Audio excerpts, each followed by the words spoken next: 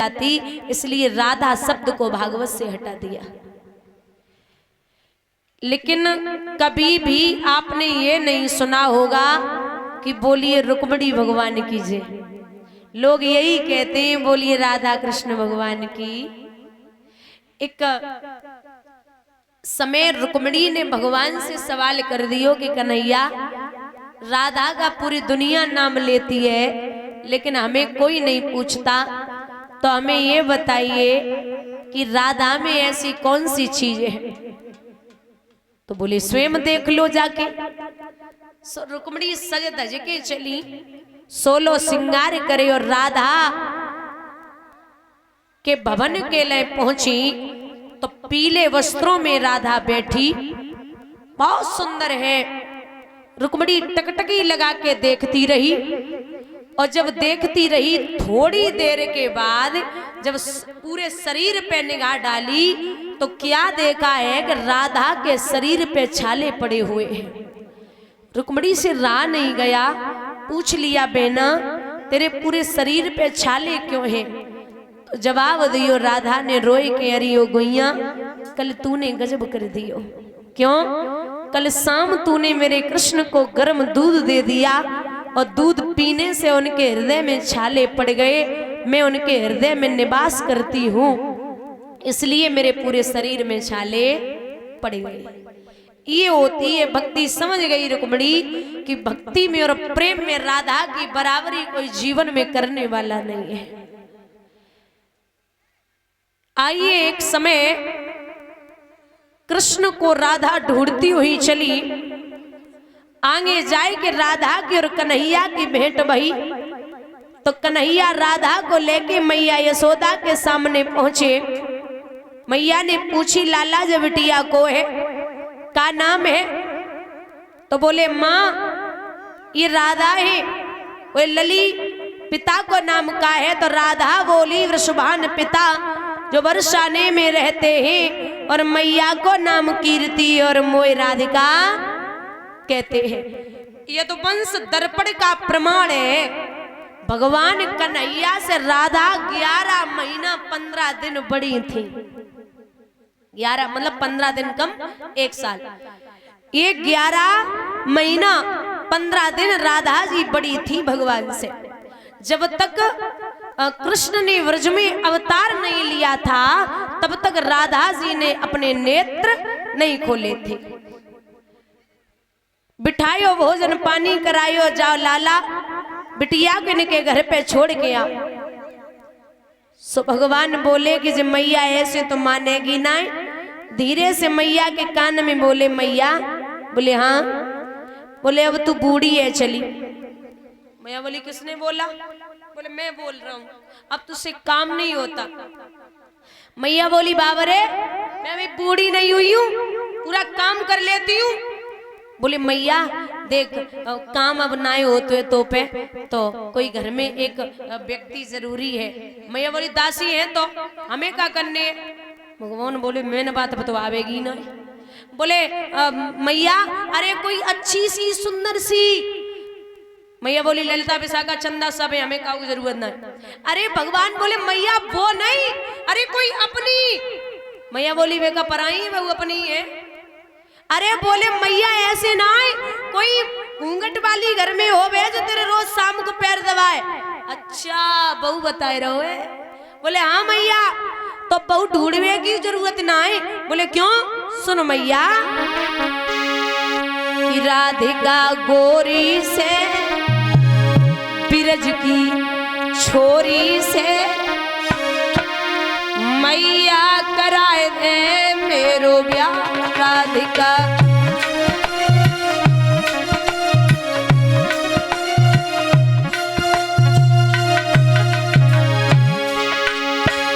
तो भगवान से मैया बोली उम्र तेरी छोटी है, नजर तेरी खोटी है, कैसे कराए दूं तेरो ब्याह राधिका।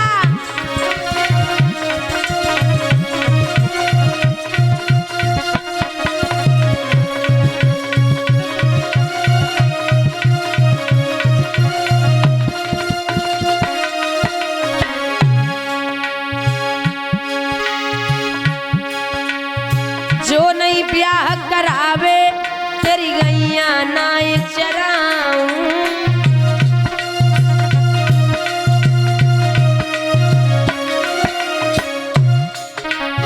आज के बाद मेरी मैया तेरी तेरी पे ना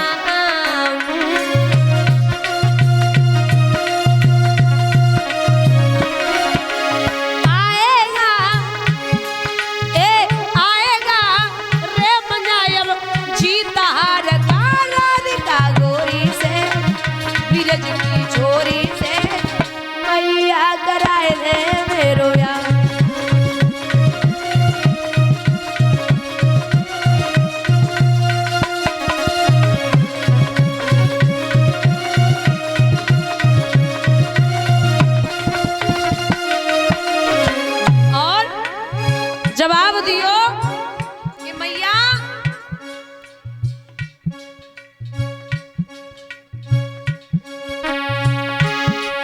ए चंदन की चौकी पे मैया तो को बैठाऊं।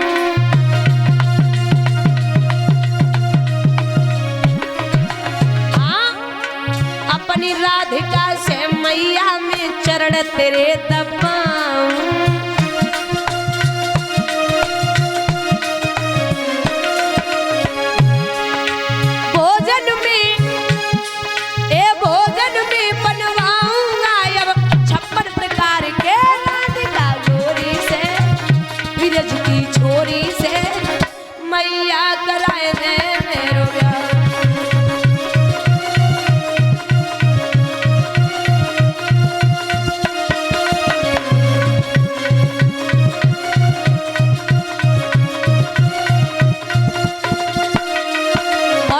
बोले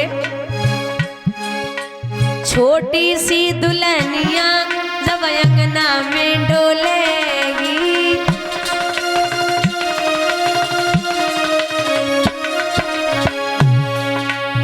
तेरे सामने मैया को घूंघट ना खोलेगी।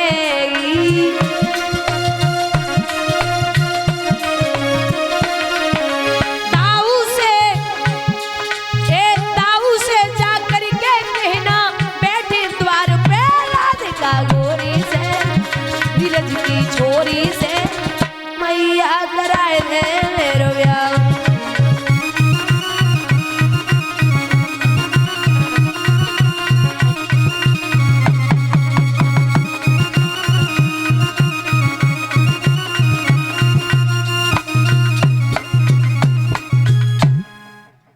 मैया बोली पहले छोड़ के राधा को छोड़वे के ले चले।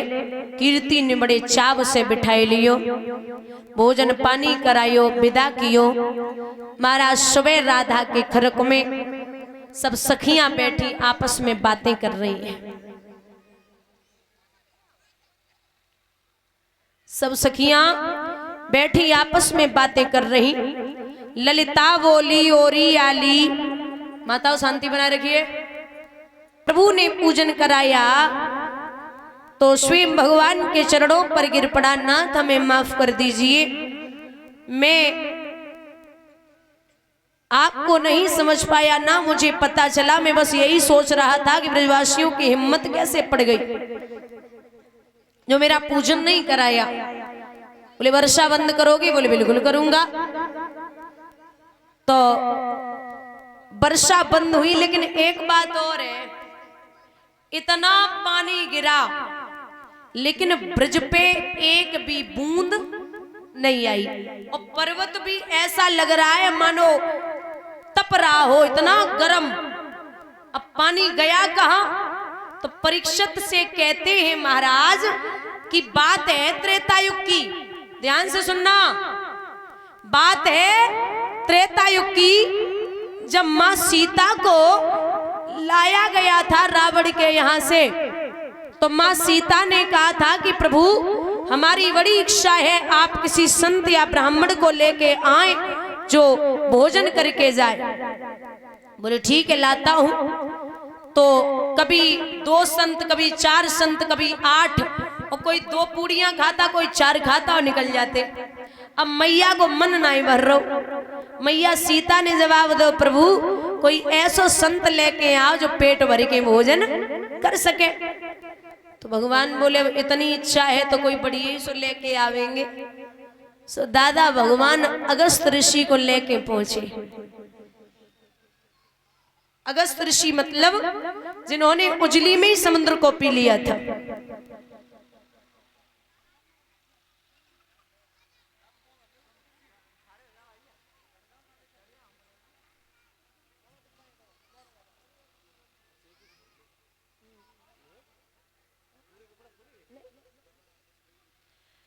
महाराज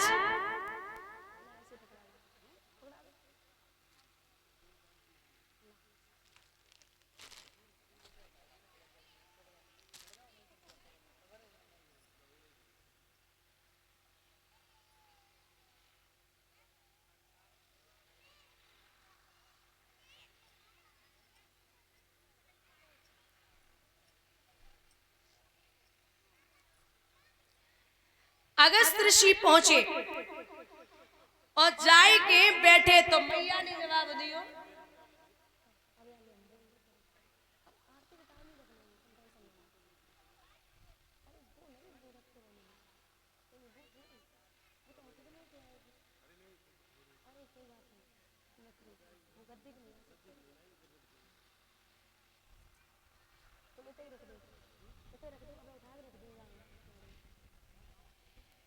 भैया अगस्त ऋषि भोजन करवे के लिए बैठे।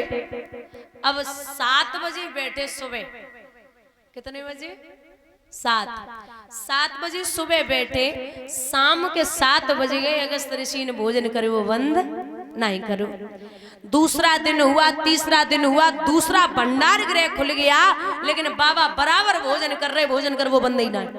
5 दिन है गए, 10 दिन है गए, अगस्त ऋषि भोजन कर रहे। सो गणेश जी को खबर दी कि जल्दी आ जाओ, भोजन की अब बनाए में बड़ी दिक्कत है रही है, मैया सीता अकेली नहीं बना सकती हैं। तो गणेश जी और उनकी पत्नियां रिद्धि सिद्धि दोनों आई गई। अब गणेश जी लकड़ियां ला रहे, रिद्धि सिद्धि वहां भोजन बना रही, मैया सीता भोजन दे रही। महाराज 1 महीना है गो अगस्त ऋषि भोजन करना बंद नहीं हुए। 1 महीना। अब 1 महीना तक जब भोजन बंद नहीं हो तो जवाब दियो मैया सीता ने कि बाबा जब आधो भोजन है जाते है ना तो पानी पियो जाते है। अगस्त ऋषि बोले जब आधो है जावेगो तो हम पानी पी लिए। बोले अबे आधो ही नहीं भाव? बोले नहीं भाव। महाराज 2 महीना बाद अगस्त ऋषि को इशारा किया श्री राम जी ने कि प्रभु अब माया समेटो। तो अगस्त ऋषि 2 महीने बाद जब भोजन करना बंद हुए, अब बोले पानी लाओ। राम जी बोले जो 2 महीना भोजन कर सकते हो वो पानी कितनों पिएगो? तो बोले महाराज अब आप ही रक्षा करें, आपने 2 महीने त्रेता युग में भोजन किया, मुझे आप आशीर्वाद दें। अब मैं द्वापर में आपको पानी इतना पिलाऊंगा जितना भोजन किया है उससे कई गुना ज्यादा आप पानी पी लेना। मैं 7 दिन के लिए गोवर्धन पर्वत को उठाऊंगा और इंद्र जितनी वर्षा करवाए आप मुंह खोल के बैठ जाना, माया के द्वारा पूरा पानी पी जाना। इसीलिए महाराज ब्रज पे एक भी बूंद नहीं आई, वो पानी पूरा अगस्त ऋषि ने पिया है। बोलिए गोवर्धन महाराज की।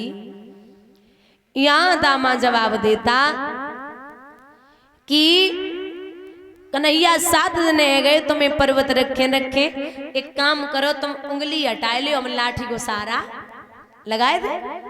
अरे तुमने अगर माखन खाओ है तो छाछ तो हमने वो पी है, तो एक काम करो इतना काम है सकते है। भगवान बोले पक्का कर लोगे? बोले कर लूंगा, पक्का हो जाएगा। तो जैसी भगवान ने उंगली टेढ़ी करी तो गोवर्धन हिलने लगा। गोवर्धन हिलो, मैया यशोदा बोली अरे वो बालक तू पागल है गो का? निकसा दे गोपाल और गिरवर गिरना परे निकसा दे।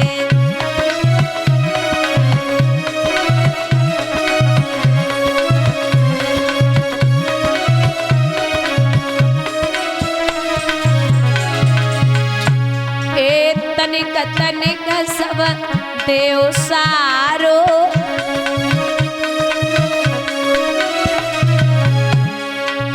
गिरन परे गोवर्धन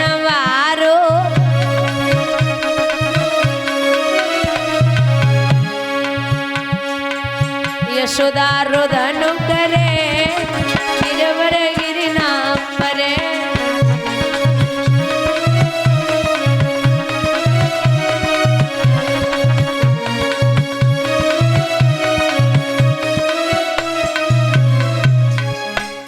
बिटिया ललाए किनको है कहाँ आती एक हुई है कि पांच है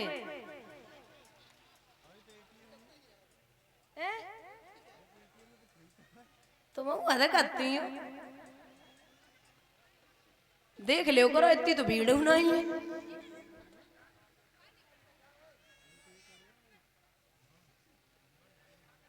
भैया लड़का बच्चा सलामत रखो इन तो ही सब कुछ हुए। बोले गोविंद भगवान की। इंद्र ने क्षमा याचना मांगी। प्रभु पुण्य लेकर के ब्रजवासियों को अपने धाम के लिए आए हैं।